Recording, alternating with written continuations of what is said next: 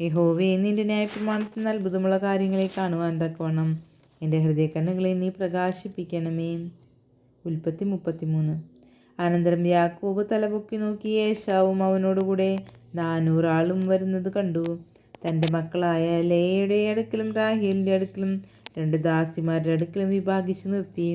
അവൻ ദാസിമാരെയും അവരുടെ മക്കളെയും മുമ്പേയും ലേയെയും അവളുടെ മക്കളെയും പിന്നാലെയും റാഹേലിനെയും യോസഫിനെയും ഒടുക്കമായി നിർത്തി. അവൻ അവർക്ക് മുമ്പായി കടന്ന് 7 പ്രാവശ്യം സാഷ്ടാംഗം നമസ്കരിച്ചുകൊണ്ട് തൻ്റെ സഹോദരനോട് അടുത്തു ചെന്നു. ഏശാവ് ഓടി വന്നു അവനെ എതിരേറ്റു, ആലിംഗനം ചെയ്തു, അവൻ്റെ കഴുത്തിൽ വീണു, അവനെ ചുംബിച്ചു. 2 പേരും കരഞ്ഞു. പിന്നെ അവൻ തലപൊക്കി സ്ത്രീകളെയും കുഞ്ഞുങ്ങളെയും കണ്ടു.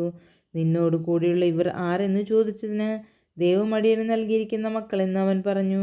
അപ്പോൾ ദാസിമാരും മക്കളും അടുത്തു വന്ന് അവനെ നമസ്കരിച്ചു. ലേയും മക്കളും അടുത്തു വന്ന് നമസ്കരിച്ചു. ഒടുവിൽ യോസഫും റാഹേലും അടുത്തു വന്ന് നമസ്കരിച്ചു. ഞാൻ വഴിക്ക് കണ്ട ആ കൂട്ടമൊക്കെയും എന്തിനെന്ന് അവൻ ചോദിച്ചു. യജമാനൻ എന്നോട് കൃപ തോന്നേണ്ടതിനാകുന്നു എന്ന് അവൻ പറഞ്ഞു.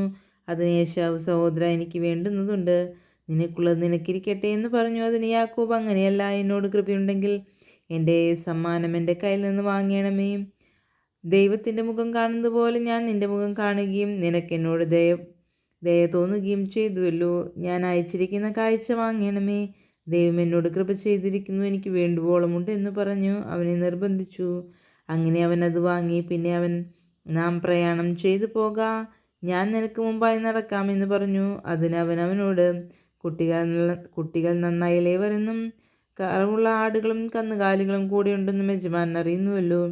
അവയെ ഒരു ദിവസം അധികമായി ഓടിച്ചാൽ കൂട്ടമെല്ലാം ചത്തുപോകും. യജമാനൻ അടിയൻ മുമ്പായി പോയാലും എൻ്റെ കൂടെയുള്ള കന്നുകാലികളുടെയും കുഞ്ഞുങ്ങളുടെയും പ്രാപ്തിക്ക് ഒത്തവണ്ണം ഞാൻ സാവധാനത്തിൽ അവയെ നടത്തിക്കൊണ്ട് സേയീരിൽ യജമാനൻ്റെ അടുക്കൽ വന്നുകൊള്ളാം എന്ന് പറഞ്ഞു.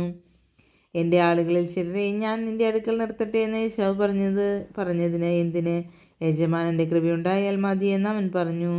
അങ്ങനെ ഏശാവ് അന്ന് തൻ്റെ വഴിക്ക് സേയീരിലേക്ക് മടങ്ങിപ്പോയി. യാക്കോബ് സൂക്കോത്തിന് പുറപ്പെട്ടു. തനിക്കൊരു വീട് പണിതു.